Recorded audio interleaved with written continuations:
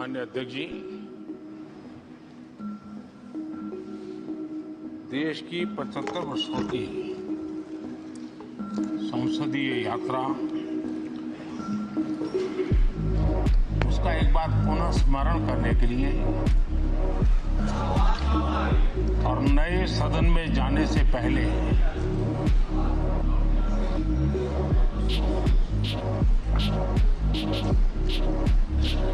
उन प्रेरक पलों को, इतिहास की महत्वपूर्ण घड़ी को स्मरण करते हुए आगे बढ़ने का ये अवसर है। हम सब इस ऐतिहासिक भवन से विदा ले रहे हैं। आजादी के पहले ये सदन इंपीरियल लेजिस्लेटिव काउंसिल का स्थान हुआ करता था। आजादी के बाद ये संसद भवन के रूप में उसको पहचान मिली। ये सही है, इस इमारत के निर्माण करने का निर्णय विदेशी शासकों का था, लेकिन ये बात हम न कभी भूल सकते हैं और हम गर्व से कह सकते हैं इस भवन के निर्माण में पसीना मेरे देशवासियों का लगा था, परिश्रम मेरे देशवासियों का लगा था और पैसे भी मेरे देश के लोगों को।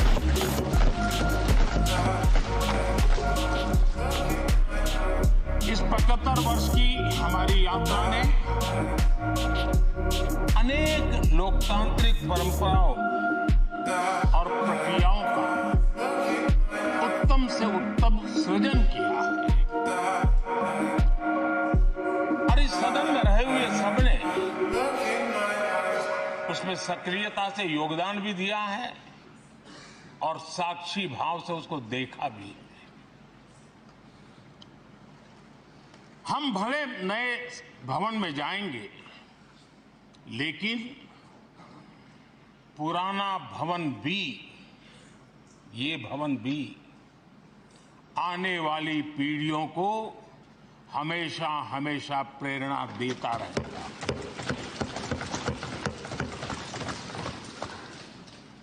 ये भारत के लोकतंत्र की स्वर्णिम यात्रा का एक महत्वपूर्ण अध्याय है,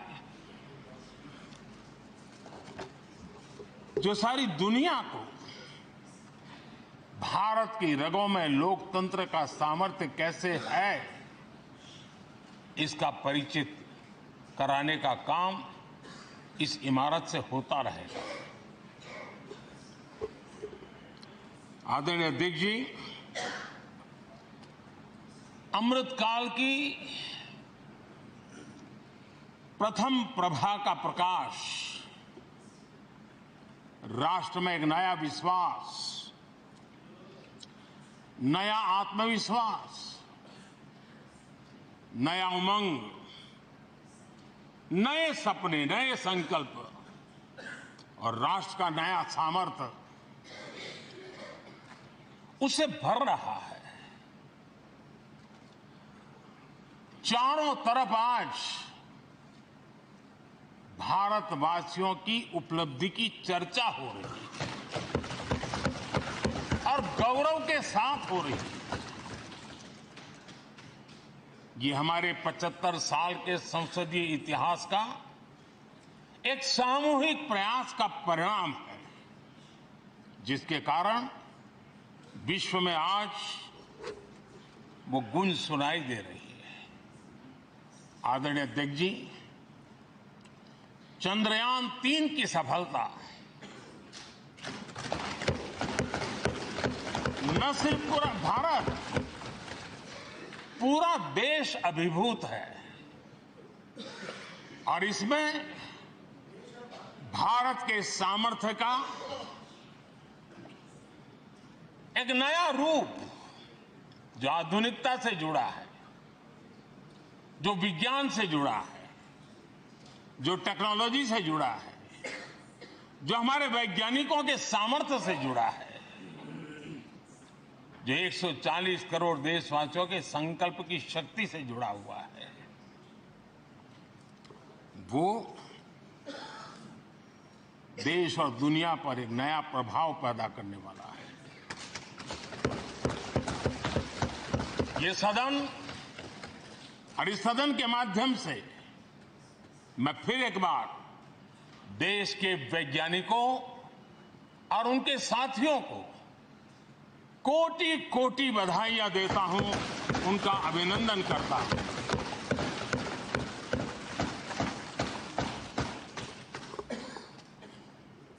आदरणीय अध्यक्ष जी, ये सदन ने भूतकाल में जब नेम की समिट हुई थी, सर्वसम्मति से प्रस्ताव पारित करके देश के इस प्रयास को सराहा था। आज G20 की सफलता को भी आपने सर्वसम्मति से सराहा है। मैं मानता हूं देशवासियों का आपने गौरव बढ़ाया है। मैं आपका आभार व्यक्त करता हूं। G20 की सफलता 140 करोड़ देशवासियों की है। ये भारत की सफलता है, किसी व्यक्ति की सफलता नहीं है, किसी दल की सफलता नहीं है।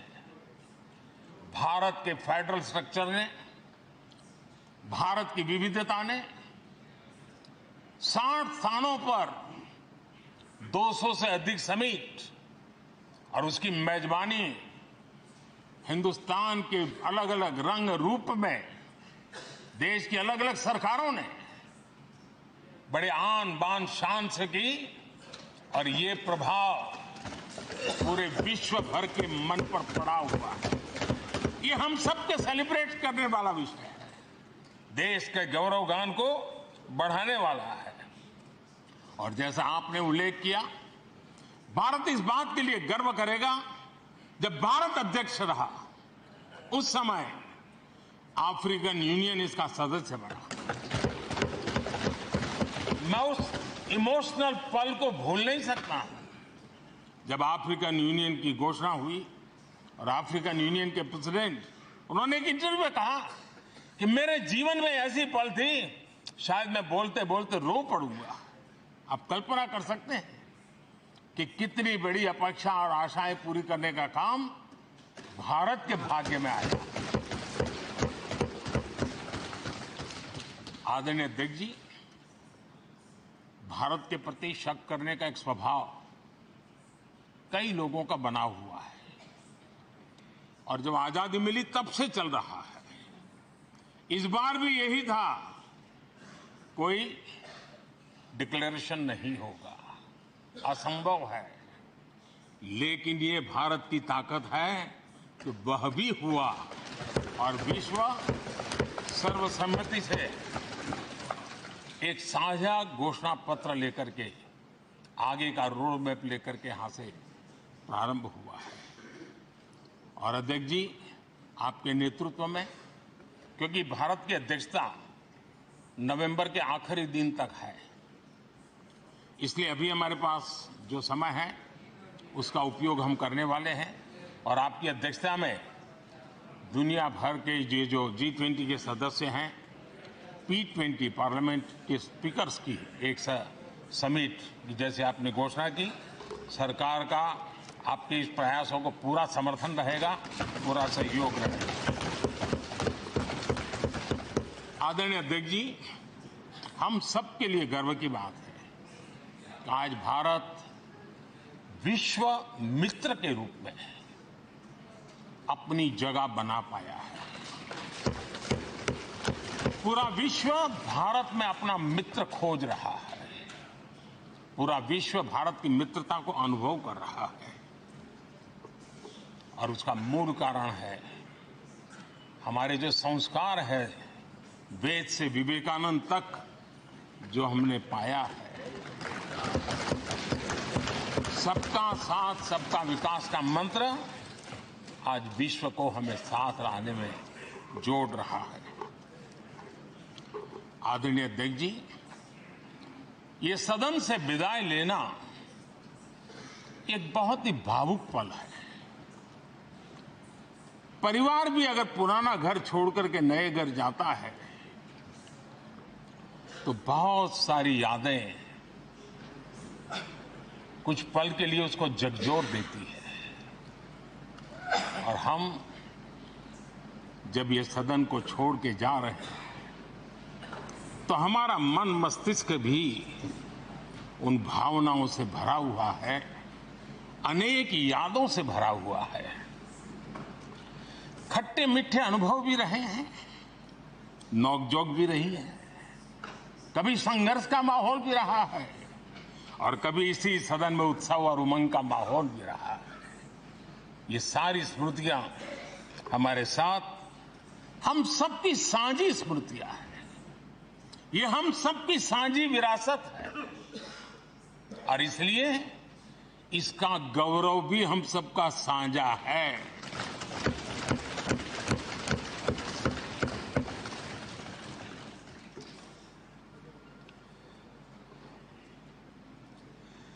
आजाद भारत के नवनिर्माण से जुड़ी हुई अनेक घटनाएं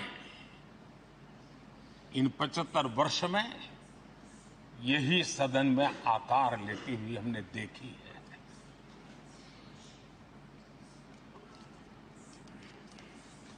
आज हम जब इस सदन को छोड़ करके नए सदन की ओर प्रस्थान करने वाले हैं तब भारत के सामान्य मानवीय की भावनाओं को जहां जो आदर मिला है, सम्मान मिला है, उसकी अभिव्यक्ति का भी एक अवसर है। और इसलिए आदरणीय अध्यक्ष जी,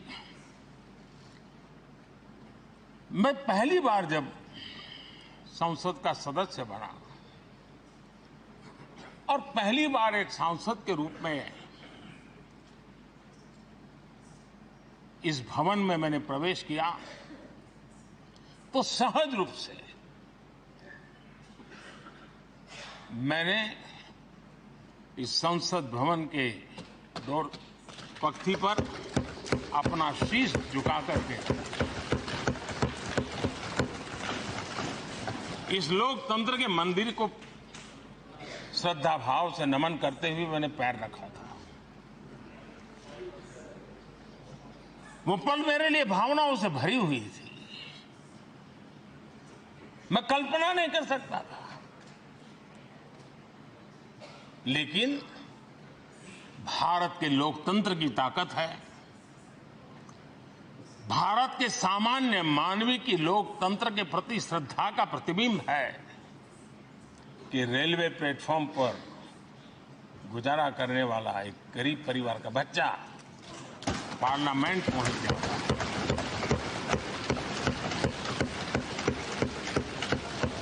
मैंने कभी कल्पना तक नहीं की कि देश मुझे इतना सम्मान देगा, इतना आशीर्वाद देगा, इतना प्यार देगा। सोचा नहीं था अध्यक्ष जी।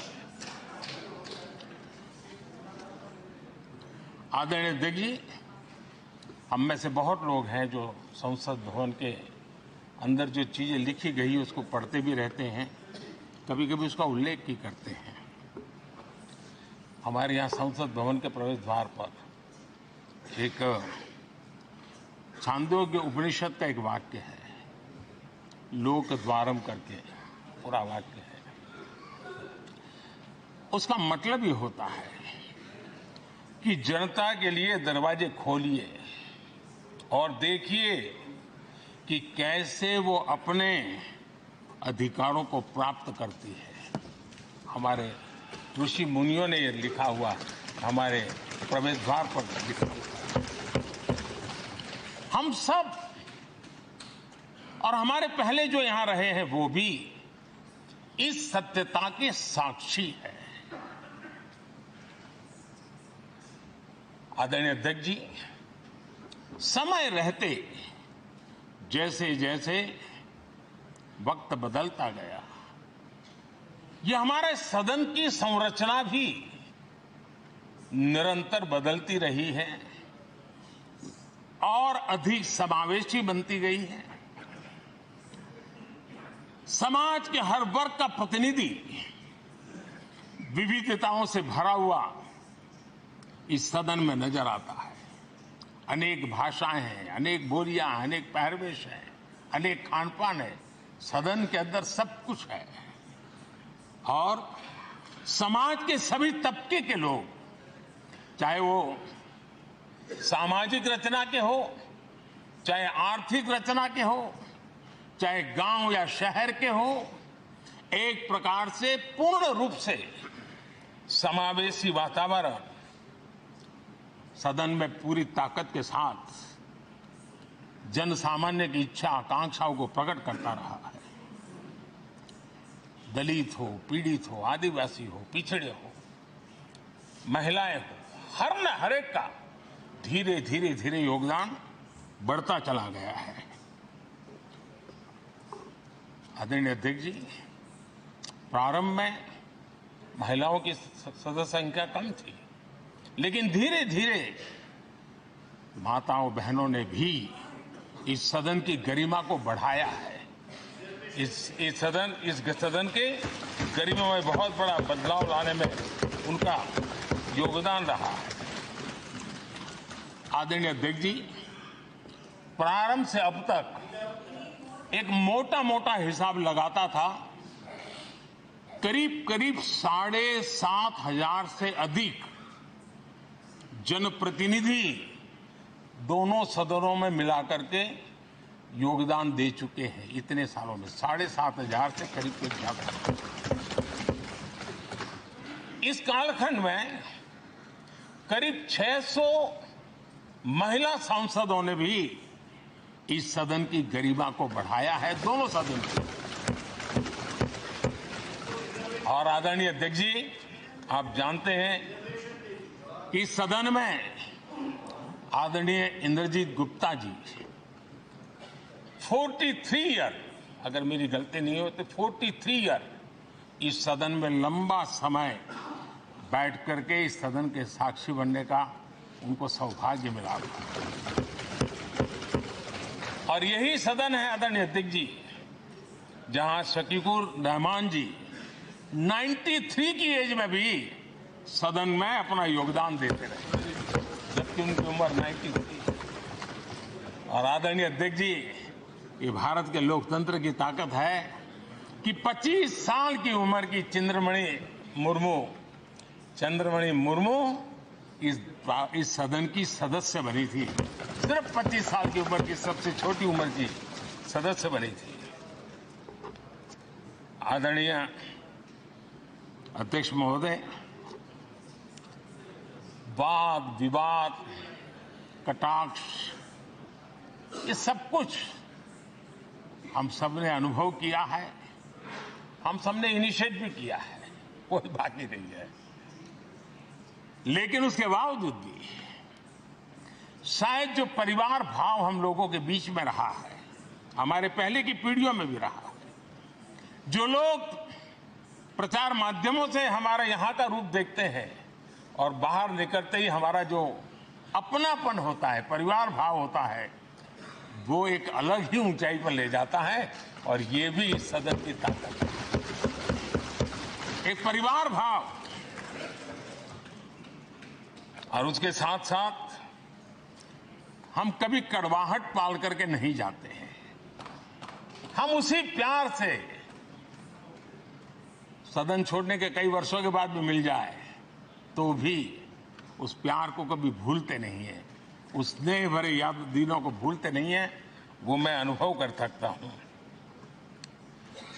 आदरणीय अध्यक्ष जी, हमारे पहले भी और वर्तमान भी हमने कई बार देखा है कि अनेक संकटों के बावजूद भी, अनेक असुविधाओं के बावजूद भी सांसद सदन में आए हैं और उन्होंने शारीरिक पीड़ा भी असह्य हो तो भी सदन में एक सांसद के रूप में, जनप्रतिनिधि के रूप में अपना कर्तव्य निभाया है। ऐसी अनेक घटनाएं आज हमारे सामने हैं। गंभीर गंभीर बीमारियों के बावजूद भी कोई व्हीलचेयर में आना पड़ा, किसी को डॉक्टरों को बाहर खड़े रख करके अंदर आना पड़ता, लेकिन सभी सांसदों ने कभी न कभी इस प्रकार से अपनी भूमिका निभाई। कोरोना काल हमारे सामने उदाहरण है। हर परिवार में रहता था कहीं बाहर जाए तो मौत को बुलावा न दे दे, उसके बावजूद भी हमारे माननीय सांसद दोनों सदन में कोरोना काल के इस संकट की घड़ी में भी सदन में आए, अपना कर्तव्य निभाया। हमने राष्ट्र का काम रुकने नहीं दिया। आवश्यकता पड़ी, डिस्टेंस रखना भी था और बार बार टेस्टिंग भी करना पड़ता था। सदन में आते थे लेकिन मास्क पहनना पड़ता था। बैठने की रचना भी अलग अलग की, समय भी बदले गए। हर चीज के साथ राष्ट्र का काम रुकना नहीं चाहिए, इस भाव से सभी सदस्यों ने इस सदन को अपने कर्तव्य का महत्वपूर्ण अंग माना, संसद को चलाए रखा। और मैंने देखा है कि इस सदन से इतना लगाव लोगों का रहता है कि पहले कभी हम देखते थे कोई 30 साल पहले सांसद रहा होगा, कोई 35 साल पहले रहा होगा, लेकिन वो सेंट्रल हॉल तो जरूर आएगा। जैसे मंदिर जाने की आदत होती है वैसे उनको सदन में आने की आदत है। इस जगह का लगाव बन जाता है, एक आत्मीय भाव से जुड़ाव हो जाता है। और ऐसे बहुत से पुराने लोग हैं जो आते जाते हुए मन करता है जरा चलो एक चक्कर काट ले। आज उनका जनप्रतिनिधि के नाते दायित्व तो नहीं है, लेकिन भूमि के प्रति उनका लगाव हो जाता है। ये सामर्थ्य होता है इस सदन का। आदरणीय अध्यक्ष महोदय, आजादी के बाद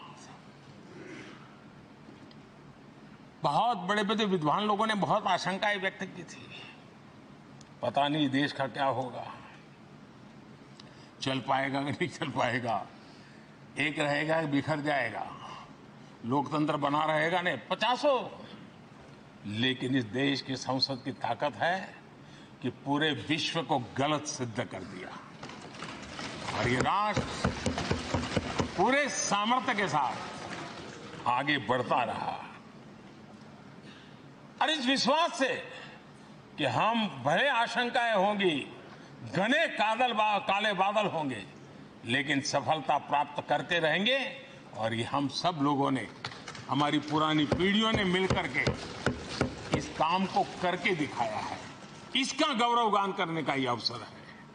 आदरणीय अध्यक्ष जी, इसी भवन में 2 साल 11 महीने तक संविधान सभा की बैठकें हुई और उसने देश के लिए एक मार्गदर्शक जो आज भी हमें चलाता है, हमारे संविधान दिया। और 26 नवंबर 1949 को जो संविधान हमें मिला वो 26 जनवरी 1950 को लागू हुआ। इन 75 वर्षों में सबसे बड़ा जो अचीवमेंट है वो ये है कि देश के सामान्य मानवी का इस संसद पर विश्वास बढ़ता ही गया है। और लोकतंत्र की सबसे बड़ी ताकत यही है कि इस महान संस्था के प्रति, इस महान इंस्टीट्यूशन के प्रति, इस व्यवस्था के प्रति उनका विश्वास अटूट रहे, विश्वास उनका बना रहे। इन 75 वर्षों में हमारी संसद ने जन भावनाओं की अभिव्यक्ति का भवन भी बना दिया। यहां जन भावनाओं की पुरजोश अभिव्यक्ति और हम देखते हैं राजेंद्र बाबू से लेकर डॉक्टर कलाम, रामनाथ जी कोविंद और अभी द्रौपदी मुर्मू जी, इन सब के संबोधन का लाभ हमारे सदनों को मिला है, उनका मार्गदर्शन मिला है। आदरणीय अध्यक्ष जी, पंडित नेहरू जी, शास्त्री जी, वहां से लेकर के अटल जी, मनमोहन सिंह जी तक एक बहुत बड़ी श्रृंखला जिसने इस सदन का नेतृत्व किया है और सदन के माध्यम से देश को दिशा दी है, देश को नए रंग रूप में ढालने के लिए उन्होंने परिश्रम किया है, पुरुषार्थ किया है। आज उन सबका गौरवगान करने का भी अवसर है। आदरणीय अध्यक्ष जी, सरदार वल्लभ भाई पटेल, लोहिया जी, चंद्रशेखर जी, आडवाणी जी, न जाने अनगिनत नाम जिन्होंने हमारे इस सदन को समृद्ध करने में, चर्चाओं को समृद्ध करने के लिए, देश के सामान्य से सामान्य व्यक्ति की आवाज को ताकत देने का काम इस सदन में किया है। विश्व के भी अनेक राष्ट्राध्यक्षों ने हमारे इन सदनों को संबोधित करने का भी अवसर आए हैं और उनकी बातों में भी भारत के लोकतंत्र के प्रति आदर का भाव व्यक्त हुआ है। आदरणीय अध्यक्ष जी, उमंग उत्साह के पल के बीच भी कभी सदन की आंख से आंसू भी बहे। ये सदन दर्द से भर गया जब देश को 3 अपने प्रधानमंत्री उनको अपने कार्यकाल में ही खोने की नौबत आई, नेहरू जी, शास्त्री जी, इंदिरा जी। तब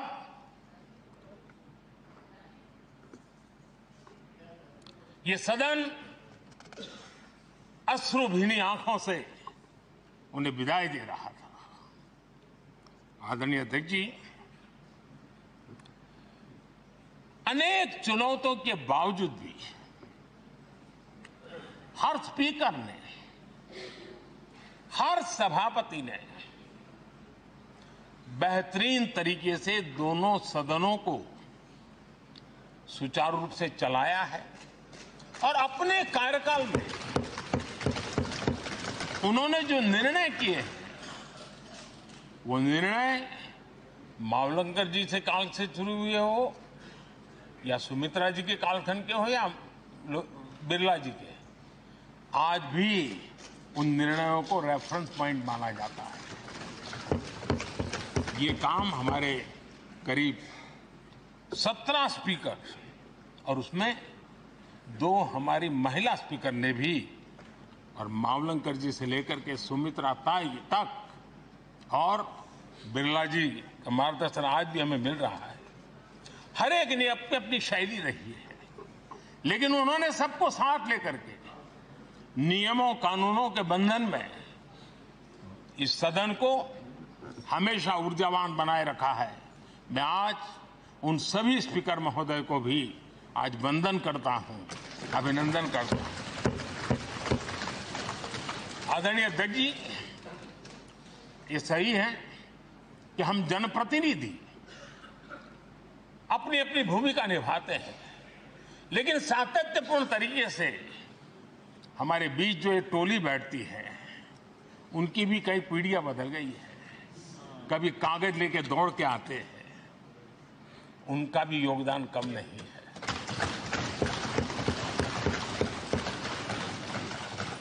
हमें कागज पत्र पहुंचाने के लिए दौड़ते हैं, सदन में कोई गलती न हो जाए, उसके निर्णय में कोई गलत न हो जाए, उसके लिए वो चौकन्ने रहते हैं। जो काम इनके द्वारा हुआ है उसने भी सदन के क्वालिटी ऑफ गवर्नेंस में तेजी लाने में बहुत बड़ी मदद की है। मैं उन सभी साथियों का और इनके पूर्व में जो रहे हैं उनका भी हृदय से अभिनंदन करता हूं। इतना ही नहीं, सदन मतलब ये खंड ही नहीं है, इस पूरे परिसर में अनेक लोगों ने, किसी ने हमें चाय पिलाई होगी, किसी ने पानी पिलाया होगा, किसी ने रात रात चली हुई सदन को किसी को भूखा पेट रहने नहीं दिया होगा। कई प्रकार की सेवाएं की होगी। किसी ने माली ने इसके बाहर के एनवायरनमेंट को संभाला होगा, किसी ने इसकी सफाई की होगी। न जाने कितने ही अनगिनत लोग होंगे जिन्होंने हम सब अच्छे ढंग से काम कर सके, और यहां जो काम हो वो काम देश को आगे बढ़ाने के लिए अधिक से अधिक तेजी से हो, उसके लिए जो माहौल बनाना, व्यवस्था बनाना, उसके लिए जिसने योगदान दिया है, मेरी तरफ से भी और इस सदन की तरफ से भी मैं उनका विशेष रूप से नमन करता हूं।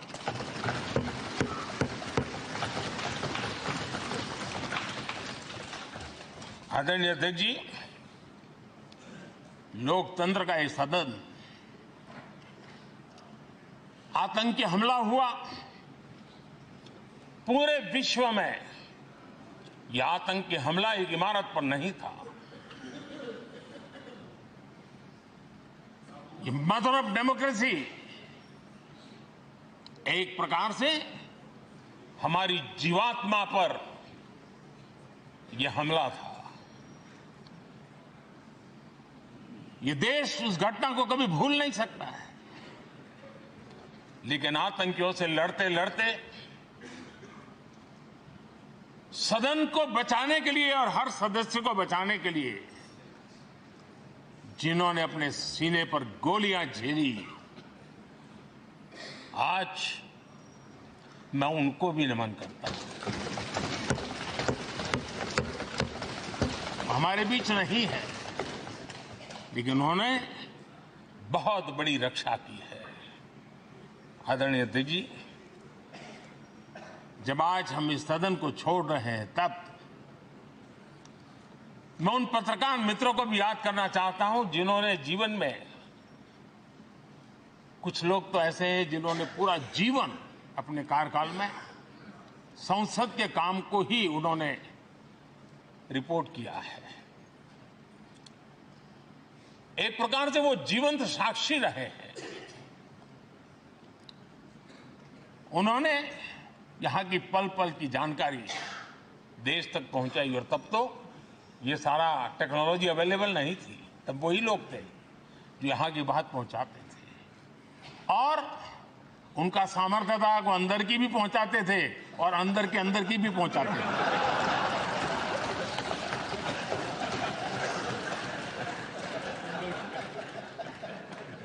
और मैंने देखा कि ऐसे पत्रकारिता जिन्होंने संसद को कवर किया, शायद उनके नाम जाने नहीं जाते होंगे, लेकिन उनके काम को कोई भूल नहीं सकता है। और खबरों को लिए नहीं, भारत की इस विकास यात्रा को संसद भवन से समझने के लिए उन्होंने अपनी शक्ति खपा दी थी। आज भी पुराने जो पत्रकार मित्र मिल जाते हैं और जिन्होंने कभी संसद को कवर किया हो, तो ऐसी अननोन चीजें बताते हैं जो उन्होंने अपनी आंखों से देखी होती है, कान से सुनी होती है, जो अचरज करने वाली होती है। यानी एक प्रकार से जैसी ताकत यहां की दीवारों की रही है, वैसा ही दर्पण उनकी कलम में रहा है, और उस कलम ने देश के अंदर संसद के प्रति, संसद सदस्यों के प्रति एक अहोभाव का भाव जगाया है। मैं आज कई पत्रकार बंधु होंगे जो रहे नहीं होंगे, लेकिन मेरे लिए जैसा ये सदन छोड़ना भावुक पल है, मैं पक्का मानता हूं इन पत्रकार बंधुओं के लिए भी ये सदन छोड़ना उतना ही भावुक पल होगा, क्योंकि इनका लगाव हमसे भी ज्यादा रहे हैं। कुछ तो पत्रकार ऐसे होंगे जो हम लोगों की टर्म से भी समय उन्होंने काम किया होगा। आज उनके उस महत्वपूर्ण लोकतंत्र की ताकत बनने के लिए, योगदान देने के लिए भी याद करने का अवसर है। आदरणीय अध्यक्ष जी, जब हम सदन के अंदर आते हैं, हमारे यहां नाद ब्रह्म की कल्पना है। हमारे शास्त्रों में माना गया है किसी एक स्थान पर अनेक बार एक ही लय में उच्चारण होता है तो वो तपोस्थली बन जाता है, उसके एक पॉजिटिव वाइब होते हैं। नाद की एक ताकत होती है जो स्थान को सिद्धि स्थान में परिवर्तित कर देती है। मैं मानता हूं ये सदन भी उस 7-7.5 हजार जनप्रतिनिधियों के द्वारा बार बार जो शब्द गूंजे हैं, जो वाणी यहां गूंजी है, उसने इस सदन में हम बैठकर आगे चर्चा करें या ना करें, लेकिन इसकी गूंज इसे तीर्थ क्षेत्र बना देती है।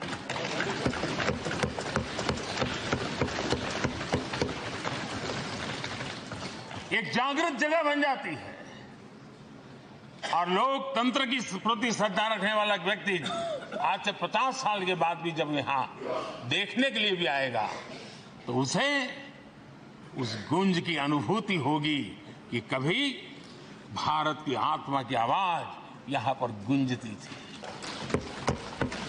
और इसलिए अध्यक्ष महोदय, ये वो सदन है जहां कभी भगत सिंह, बटुकेश्वर दत्त, उन्होंने अपनी वीरता सामर्थ्य से अंग्रेज सल्तनत को जगा दिया था बम का धमाका करके। वो बम की गूंज भी जो देश का भला चाहते हैं उनको कभी सोने नहीं देती। आदरणीय अध्यक्ष जी, ये वो सदन है जहां पंडित जी को इसलिए भी याद किएगा, अनेक बातों के लिए याद करेगा, लेकिन हम जरूर याद करेंगे इसी सदन में पंडित नेहरू का at the stroke of midnight की गूंज हम सबको प्रेरित करती रहेगी। और इसी सदन में अटल जी ने कहा था, वो शब्द आज भी गूंज रहे हैं इस सदन में, सरकारें आएगी जाएगी, पार्टियां बनेगी बिगड़ेगी, लेकिन ये देश रहना चाहिए।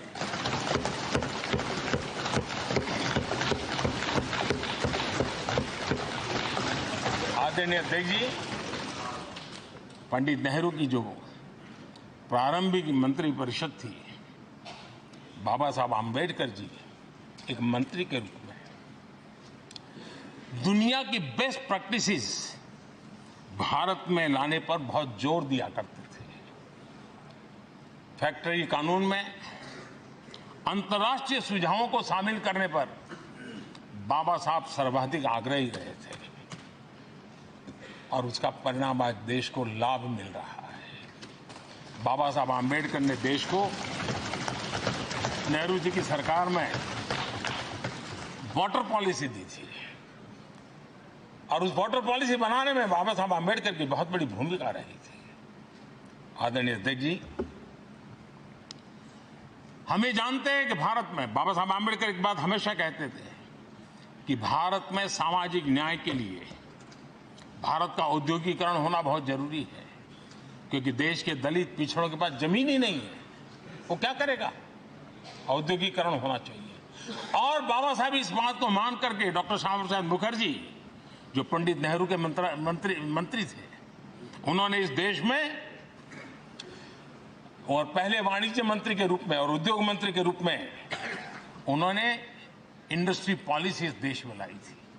आज भी कितनी ही इंडस्ट्री पॉलिसी बने, लेकिन उसकी आत्मा वही होती है जो पहली सरकार के थी, और उनका भी बहुत बड़ा अहम योगदान रहा था।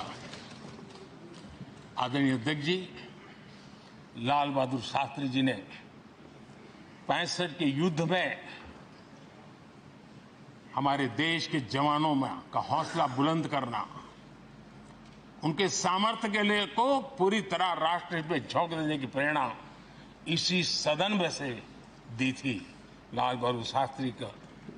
और यहीं पर उन्होंने ग्रीन रिवॉल्यूशन के लिए एक मजबूत नींव लाल बहादुर शास्त्री जी ने रखी थी।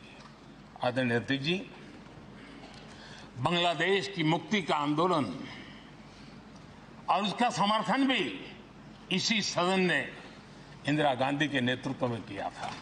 यही इसी सदन ने इमरजेंसी में लोकतंत्र पर होता हुआ हमला भी देखा था और इसी सदन ने भारत के लोगों की ताकत को एहसास कराते हुए मजबूत लोकतंत्र की वापसी भी इसी सदन ने देखी थी। वो राष्ट्रीय संकल्प भी देखा था, ये सामर्थ्य भी देखा था। आदरणीय अध्यक्ष जी, ये सदन इस बात का हमेशा ऋणी रहेगा क्योंकि इसी सदन में हमारे पूर्व प्रधानमंत्री चरण सिंह जी ने ग्रामीण मंत्रालय का गठन किया था, रूरल डेवलपमेंट मिनिस्ट्री। इसी सदन में मतदान की उम्र 21 से 18 करने का निर्णय हुआ था और देश की युवा पीढ़ी को इसका योगदान देने के लिए प्रेरित किया गया, उत्साहित किया गया था। हमारे देश ने गठबंधनों की सरकारें देखी, पीपी सिंह जी हो, चंद्रशेखर जी, और बाद में एक सिलसिला चला। लंबे अरसे से दिशा में देश जा रहा था, आर्थिक नीतियों के बोझ तले देश दबा हुआ था, लेकिन नरसिम्हा राव की सरकार थी जिन्होंने हिम्मत के साथ पुरानी आर्थिक नीतियों को छोड़ करके नई राह पकड़ने का फैसला किया था, जिसके आज देश को परिणाम मिल रहे हैं। अटल बिहारी वाजपेयी जी का सरकार भी हमने इसी सदन में देखी। सर्व शिक्षा अभियान देश में आज वो महत्वपूर्ण बन गया है। आदिवासी कार्यालय मंत्रालय अटल जी ने बनाया, नॉर्थ ईस्ट का मंत्रालय अटल जी ने बनाया। न्यूक्लियर टेस्ट भारत के सामर्थ्य का परिचायक बन गया। और इसी सदन में मनमोहन जी की सरकार कैश फॉर वोट को भी, उस कांड को भी सदन ने देखा है। आदरणीय अध्यक्ष जी, सबका साथ सबका विकास का मंत्र, अनेक ऐतिहासिक निर्णय, दशकों से लंबित विषय, उनका स्थायी समाधान भी इसी सदन में हुआ। आर्टिकल 370, ये सदन हमेशा हमेशा गर्व के साथ कहेगा कि सदन के कारण one nation one tax, GST का निर्णय भी इसी सदन ने किया। One rank one pension, OROP, ये भी इसी सदन ने देखा। गरीबों के लिए 10% आरक्षण कोई विवाद के बिना पहली बार देश में करने में सफल लगे। आदरणीय अध्यक्ष जी, भारत के लोकतंत्र में तमाम उतार चढ़ाव हमने देखे और ये सदन लोकतंत्र की ताकत है, लोकतंत्र की ताकत की साक्षी है, जन विश्वास का एक केंद्र बिंदु रहा है। इस सदन की विशेषता देखिए और दुनिया के लोगों का आज भी अचरज होता है। यह सदन है जिसमें कभी 4 सांसद वाली पार्टी सत्ता में होती थी और 100 सदस्य वाली पार्टी विपक्ष में बैठती थी। ये भी सामर्थ्य इस सदन के लोकतंत्र की ताकत का परिचय कराता है। और यही सदन है जिसमें एक वोट से अटल जी की सरकार गई थी और लोकतंत्र की गरिमा को बढ़ाया था। ये भी इसी सदन में हुआ। आज अनेक छोटी छोटी रीजनल पार्टियों का प्रतिनिधित्व हमारे देश की विविधता को, हमारे देश के एस्पिरेशंस का एक प्रकार से वो आकर्षक केंद्र बिंदु बना है। आदरणीय अध्यक्ष जी, इस देश में 2 प्रधानमंत्री ऐसे रहे, मोरारजी भाई, वीपी सिंह।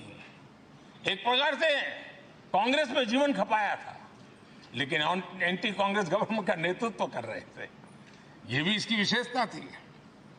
और हमारे नरसिम्हा राव जी, वो तो बिस्तरा गोल करके घर जाने की तैयारी कर रहे थे, निवृत्ति की घोषणा कर चुके थे, लेकिन यही लोकतंत्र की ताकत देखिए, सदन की ताकत देखिए, वो प्रधानमंत्री के रूप में 5 साल हमारी सेवा कर रहे।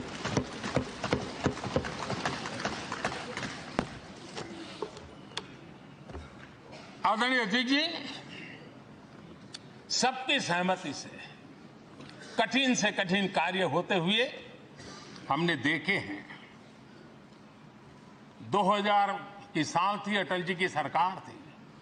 इसी सदन ने 3 राज्यों का गठन सर्व स्वीकृति से किया और बड़े उमंग उत्साह से किया। जब छत्तीसगढ़ की रचना हुई तो उत्सव छत्तीसगढ़ ने भी मनाया, उत्सव मध्य प्रदेश ने भी मनाया। जब उत्तराखंड की रचना हुई तो उत्सव उत्तराखंड ने भी मनाया, उत्सव उत्तर प्रदेश ने भी मनाया। जब झारखंड की रचना हुई तो उत्सव झारखंड ने भी मनाया, उत्सव बिहार ने भी बताया। ये हमारे सदन का सामर्थ्य, सब सहमति का वातावरण बना करके। लेकिन कुछ कड़वी यादें वो भी हैं कि तेलंगाना के हक को दबोचने के लिए भारी प्रयास हुए, खून की नदियां भी बही और बनने के बाद न तेलंगाना उत्सव मना पाया न आंध्र उत्सव मना पाया। एक कटुता के बीज बो दिए गए। अच्छा होता उसी उमंग और उत्साह के साथ हम तेलंगाना का निर्माण करते तो एक नई ऊंचाई पर आज तेलंगाना पहुंच चुका होता। आदरणीय अध्यक्ष जी, संविधान सभा ने, आदरणीय अध्यक्ष जी, इस सदन की परंपरा रही है। संविधान सभा ने उस समय अपना दैनिक भत्ता 45 रुपये से कम करके 40 कर दिया था। उनको लगा हमें इसको कम करना चाहिए। आदरणीय अध्यक्ष जी, यही सदन है कैंटीन में मिलने वाली सब्सिडी, जो बहुत कम पैसे में खाना मिलता था, इसी सदस्यों ने उस सब्सिडी को भी खत्म कर दिया और पूरा पैसा देकर के अब कैंटीन में खाते हैं। आदरणीय अध्यक्ष जी, कोरोना काल में जब जरूरत पड़ी तो यही सांसद जिन्होंने एमपी लेड फंड को छोड़ दिया और देश को इस संकट की घड़ी में मदद करने के लिए आगे आए। इतना ही नहीं, कोरोना काल में इसी सदन के सांसदों ने अपने तनख्वाह में 30% कटौती की और उन्होंने देश के सामने आए हुए संकट में अपनी बहुत बड़ी जिम्मेवारी निभाई। आदरणीय अध्यक्ष जी, हम गर्व से कह सकते हैं, ये सदन में बैठे हुए लोग भी कह सकते हैं, हमारे पूर्वज जो सदन में बैठे थे वो भी कह सकते हैं कि हम ही लोग हैं जिन्होंने हम पर डिसिप्लिन लाने के लिए हमारे यहां जनप्रतिनिधित्व कानून में समय समय पर कठोरता बरती। नियम हमने ही लादे, हमने ही तय किया कि नहीं, जनप्रतिनिधि के जीवन में ये नहीं हो सकता। मैं मानता हूं ये जीवंत लोकतंत्र का बहुत बड़ा उदाहरण है और ये सदन ने दिया है, यही माननीय सांसदों ने दिया है और हमारी पुरानी पीढ़ी के सांसदों ने दिया है। और मैं मानता हूं कि कभी कभी उन चीजों को भी याद करना चाहिए। आदरणीय अध्यक्ष जी, हम जो वर्तमान सांसद हैं उनके लिए तो ये विशेष सौभाग्य का अवसर है। सौभाग्य का अवसर इसलिए है कि हमें इतिहास और भविष्य दोनों की कड़ी बनने का अवसर मिलता है।